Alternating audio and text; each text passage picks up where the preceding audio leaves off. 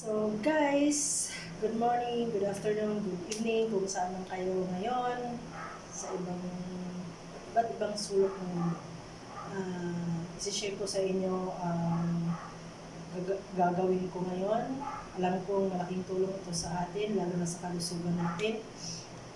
Isi-share ko ang aking gagawin na isa siyang natural o organic remedies na ayon sa mga maraming pag-aaral o research na ang mga herbs na ito ay nagtataglay talaga ng powerful antioxidants. So, hindi ko na patatagalin, i-share ko sa inyo ano mga ingredients at paano ito gagawin. Okay? Yan. Yan siya guys. So, nakahiwa na siya lahat.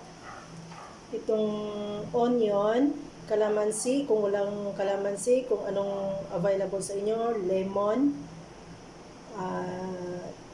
itong ginger o luya, at ang bawang. And the most important one is 100% natural honeybee. Ayan. So, ngayon, since nakahiwa na ito, liliitan ko pa ang paghihiwa niyan. So, gagamit ako ng slicer na nandito para mas mabilis. Okay. Hiniwa ko na yung maninipis. And, ilalagay ko lang siya dito. Ganyan. Ng pakunti-kunti. Yan. Unahin ko ang itong sibuyas. Since nakahiwa na siya ng maninipis.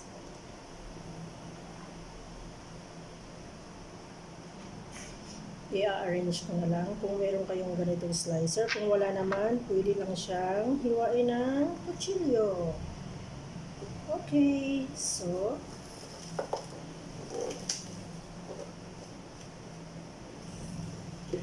yan, di kaya pagsabayin.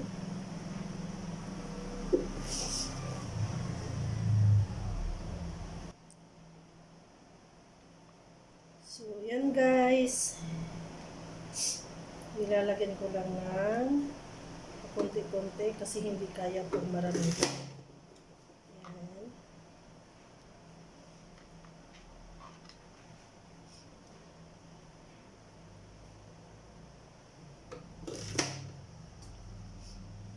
Okay.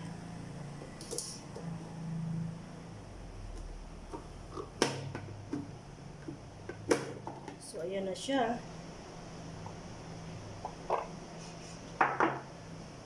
Yan.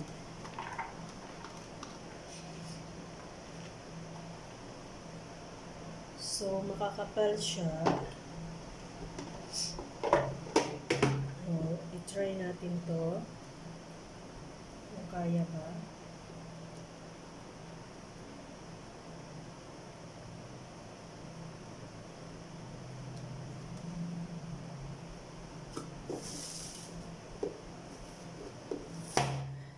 Yun. Kaya.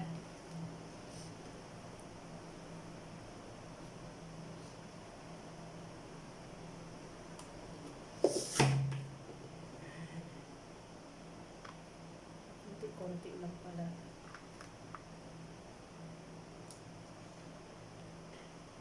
So, hanggang sa matapos. And next, ang ating luya. Nakahiwa na siya ng strips para mabilis na lang siyang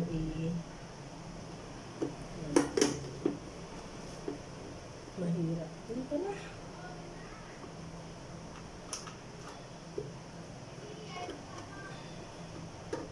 Hindi siya kaya ng luya. Kaya pala ng luya guys.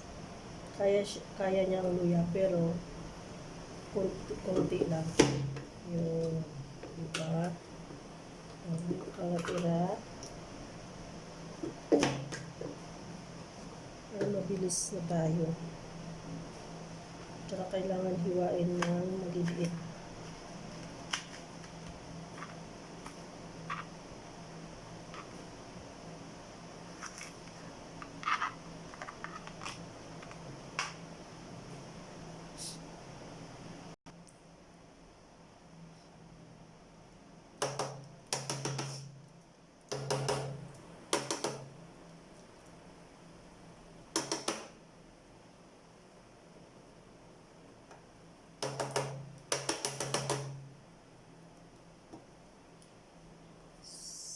So, tingnan natin. Marami na. Halo-haloin lang natin siya, guys.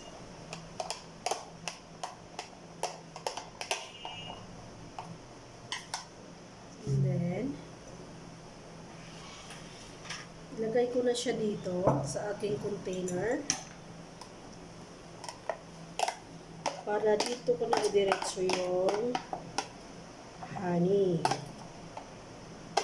Sayang kasi kung maglilipat pa ng ibang takalan ng honey, didikit yung honey doon, hindi na natin ikukuha.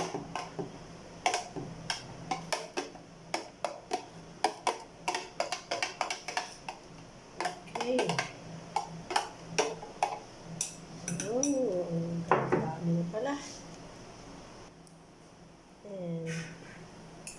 Dito ko na rin ibuhos yung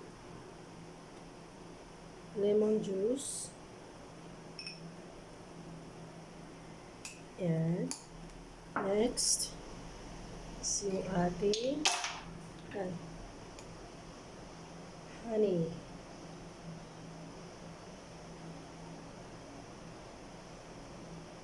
Tatlong kutsara siya, guys. Depende sa inyo kung gusto nyo ng mas matamis.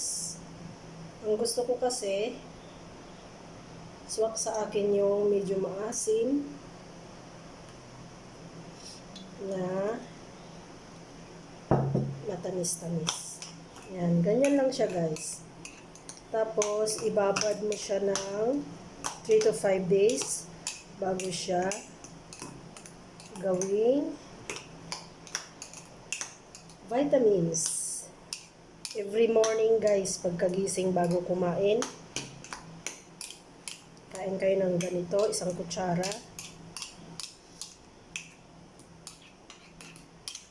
Pang ano ko na to, pang second ko na itong ginawa. Ayan. Ibababad mo na siya ng 3 to 5 days.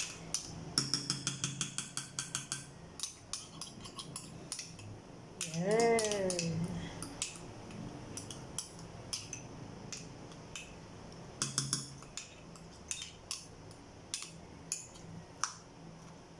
Tikman ko nga kung anong lasa.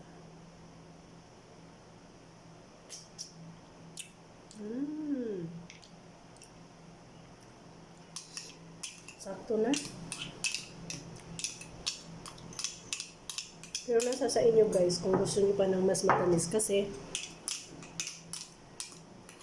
pagka nababad to, lalong tatapang yung lasa ng luya. Okay. So, yun lang, guys. Hintayin lang ng 3 to 5 days. Mag-juicy na siya. So, ayan. Basta may container lang kayo, mas maganda kung glass. Huwag lang yung lata. So, ayan na ang aking natural antioxidants. Magaling to siya para hindi tayo magkaubo, pang immune system booster. Okay, thank you for watching. Sa susunod, God bless us all.